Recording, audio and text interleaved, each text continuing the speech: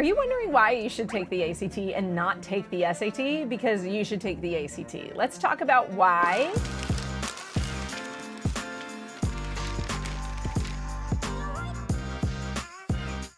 I did a survey a couple of months ago and asked you guys to settle the massive question that I know we all have, which is the better test? ACT versus SAT, which is better? And guess what you all said?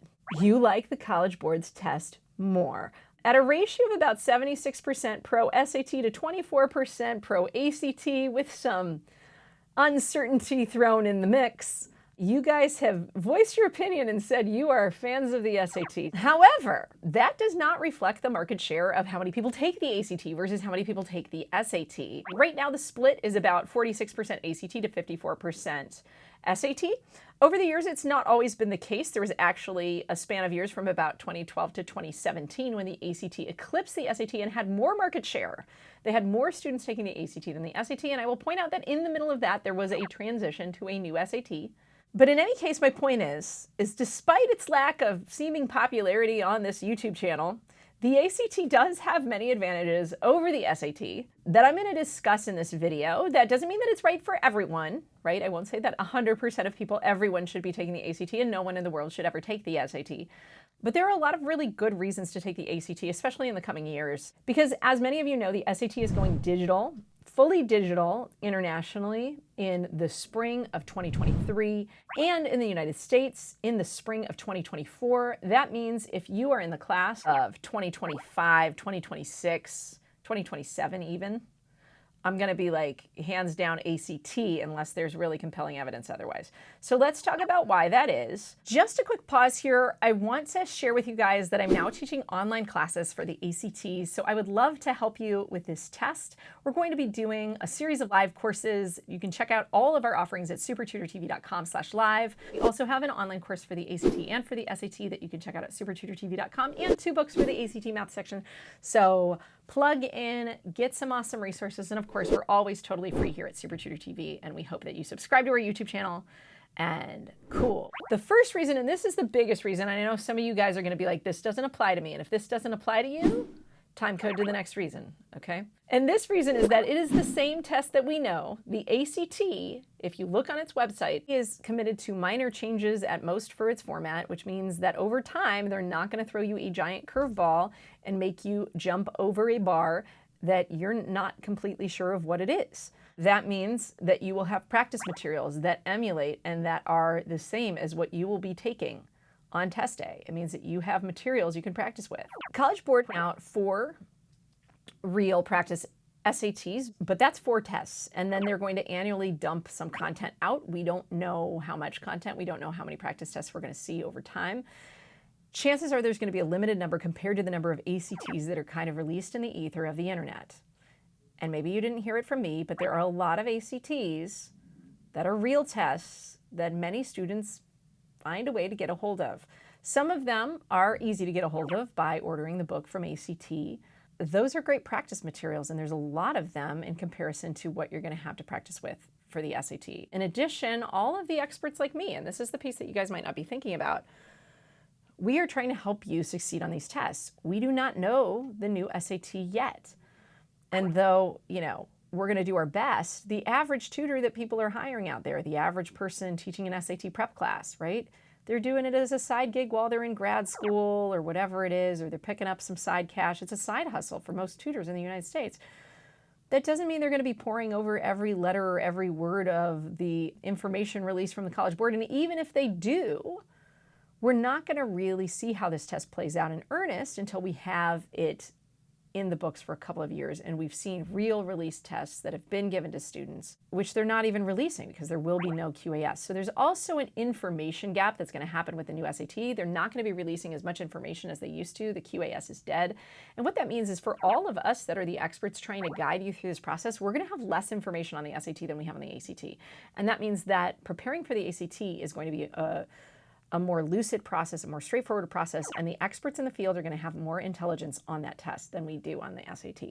Final note too, anybody who's writing books about these things, all the experts who are writing the books, we're going to be waiting on the College Board to see what kind of material is on it to adjust and audit all of the materials that we've already created and take out the things that don't apply anymore and put in new things that apply to new types of material that are going to exist on this test that didn't exist before, particularly in the reading section, which, by the way, the reading section is the hardest section of the SAT, and that's the part that's changing the most.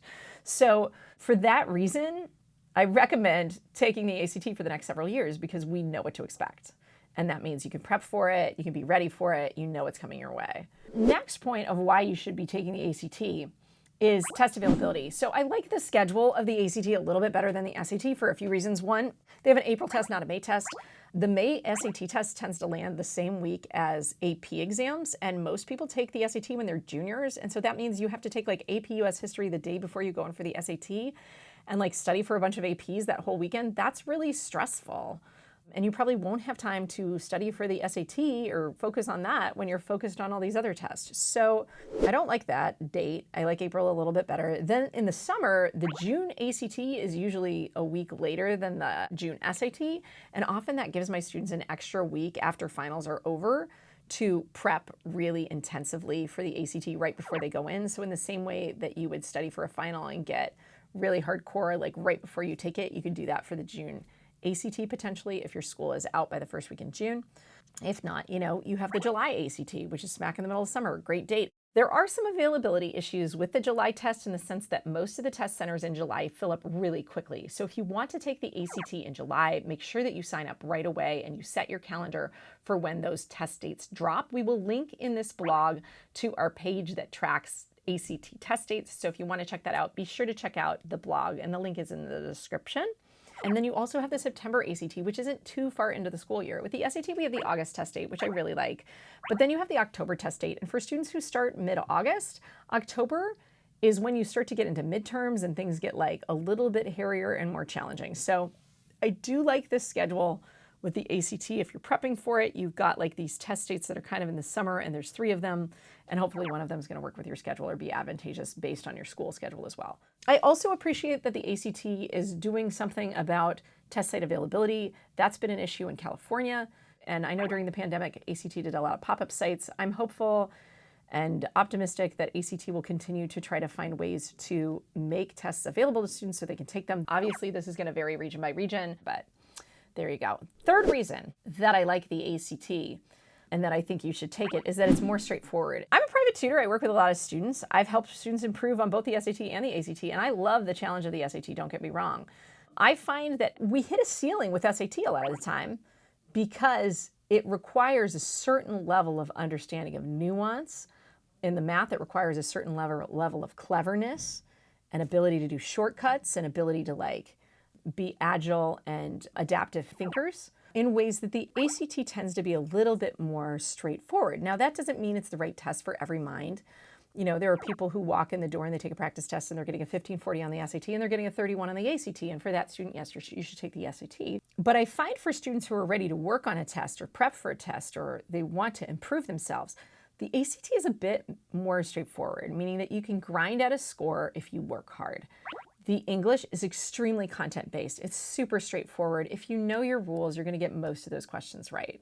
On the SAT English section, you not only have to know your grammar rules, you also have to, engage in this very complex task of figuring out, trick questions and where a sentence should be placed based on little clues that are sprinkled all over the place. And it's just a much more complex task. Science, I know it's fast, I know it's challenging, but it's really an exercise in carefulness. And carefulness is not complicated, but it does take discipline and it takes habit building and it takes hard work.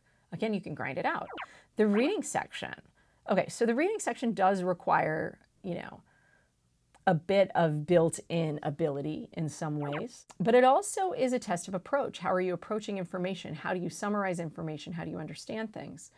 The SAT reading, however, is really this nuancy, challenging, tricky, requires very deep, clever, super hyper precise, right, kind of level of analysis. And I'm not saying you can't improve on the SAT. I'm just saying it usually takes more expertise to improve on the SAT, more insider knowledge, more like hand-holding. I find that students find it easier to improve on the ACT overall through self-study, through guided study, through, learning on their own terms. And that's why I think for a lot of students, it's a really good test, because it means if you work hard, you can achieve it. And I like that. So there you go. That's all I've got for this video today. I hope you guys like this video. So please give it a thumbs up. Subscribe to our channel if you haven't yet, if you're taking the SAT or the ACT, because let's face it, I've got a lot of SAT content too. And I will try to help you to the best of my ability crack that nut as well. Thanks for watching, you guys, and I'll see you next time. Take care.